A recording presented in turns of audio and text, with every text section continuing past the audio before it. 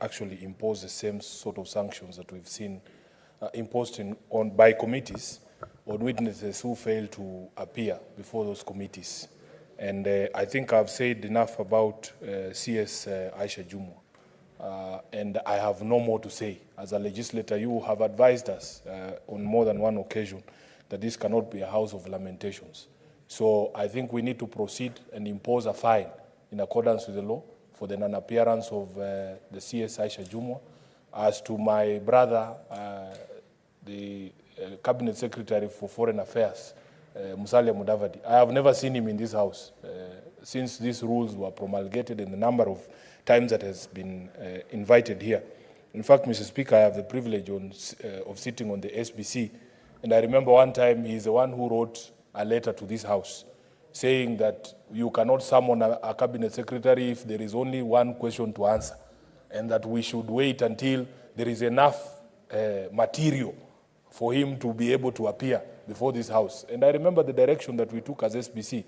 We said it could be the most critical question in the country right now.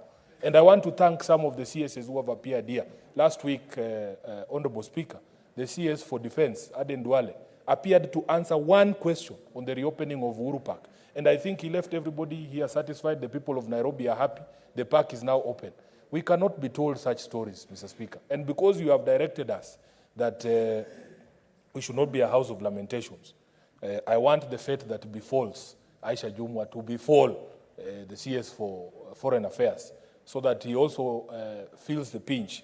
And I want to request that we expedite the changes that we made to the Parliamentary Powers and Privileges Act, so that, Mr. Speaker, the enhanced fine might be a dissuasion, or might dissuade some people from failing to appear before the Senate. Mr. Speaker, it has been a very difficult night here in Nairobi because we are trying to coordinate responses to incidents of flooding all across the city, and I'm sure this is a matter that everyone is aware of. But even though we did not get much sleep, we woke up in time to be able to be here this morning because we have critical questions to answer. And if you look at the range of questions and the discussion that we were to have here, especially on arrest, detention, and deportation of Kenyans in diaspora, these are critical matters, Mr. Speaker. I have a very critical case that has gone on, I think, since before the elections.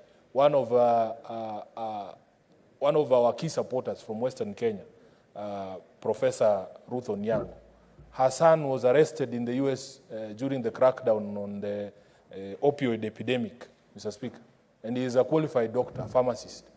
And that young man has languished in jail at an undisclosed location, and we are unable to get any information on his whereabouts and whether he's okay. It would have been a nice opportunity for the CS, who comes from that very same county where that young man comes from, to give answers to the family of